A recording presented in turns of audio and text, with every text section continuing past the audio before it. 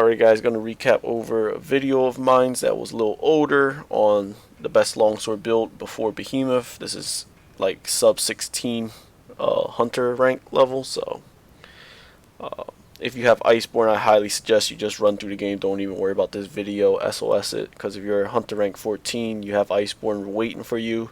You're 2 levels away, level 16, so that's like 3 Elder Dragons and then Xeno'jiva at the end.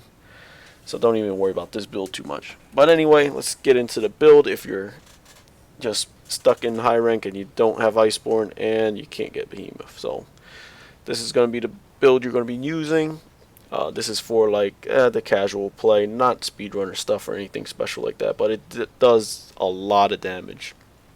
You can check out my old video to see what that was like. The playstyle is going to be a little different than my old video because of the Clutch Claw and Max Might nerf and so forth. So a little different play, but it's going to be really similar. So let's start off with the key points. We're going to be using Teostra mainly for Teostra's technique on the screen we see here. Prevent your weapon from losing sharpness during critical hits. We're then going to push up to 100% critical. That way we'll never lose sharpness. And the whole reason behind critical is every time you deal damage, you're going to do 25% more. And that's something we definitely want. So moving on to 100%, this is how we will achieve it. Because of the Iceborne update in January 9th, 2020, we'll have 40% critical instead of the original 30% for 7. So they boosted up by 10% more. So now critical eye is basically ideal for any weapon really.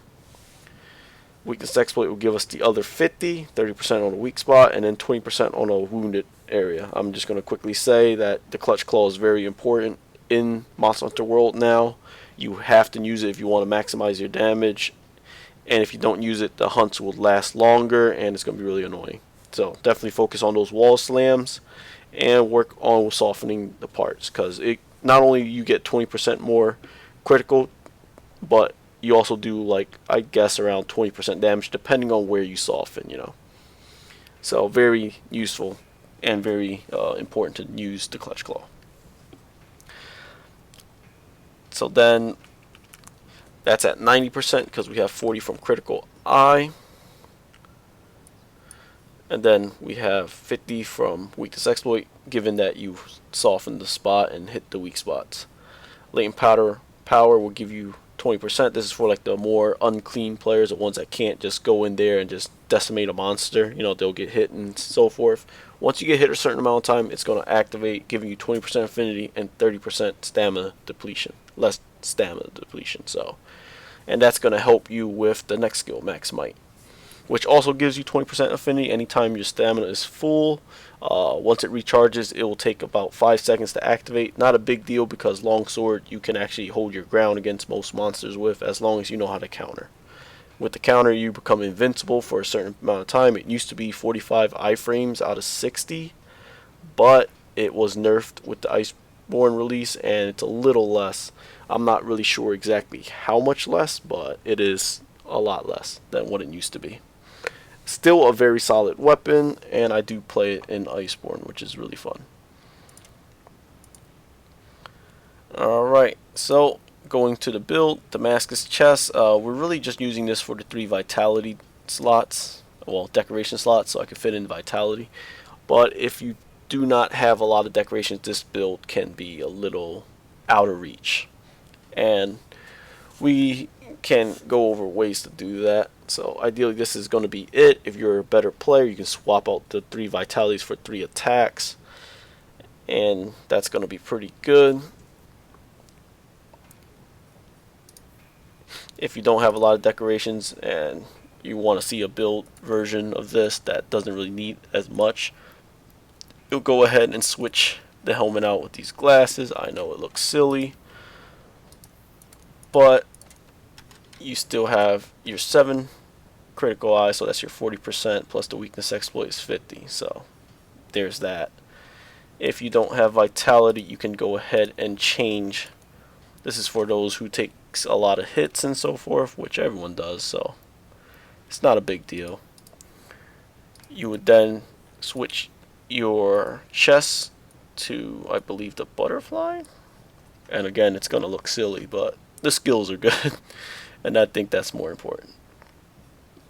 You'll switch over to this, the Butterfly B, which gives you health boost too. So you won't have the 3 health boost, but you'll have 2, and that's fine with the decoration slot. So if you have 1 vitality, you can slot that in, then there's your 3, you know.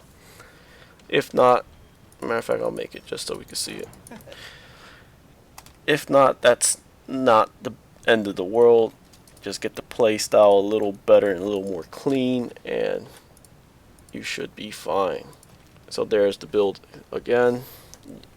And here you don't have max might, but we can see again, you know, 40% here, and then 50% from weakness exploit, and if latent power activates, another 20. So this is still solid, probably the best build you can get. This is going to be like the first version of the build. These 2 expert decorations are pretty much needed. If you don't have them, the build will get a little worse. Same with the Master's Charm level 3. You're definitely going to need that too, but if not, again, this is as low as it's going to get. So looking at it, 25% here plus the 50, that's 75, and if latent power activates, you're at 95. So still pretty solid. You can still have a lot of sharpness, because ideally it's infinite basically, and you still have health boost to stay alive.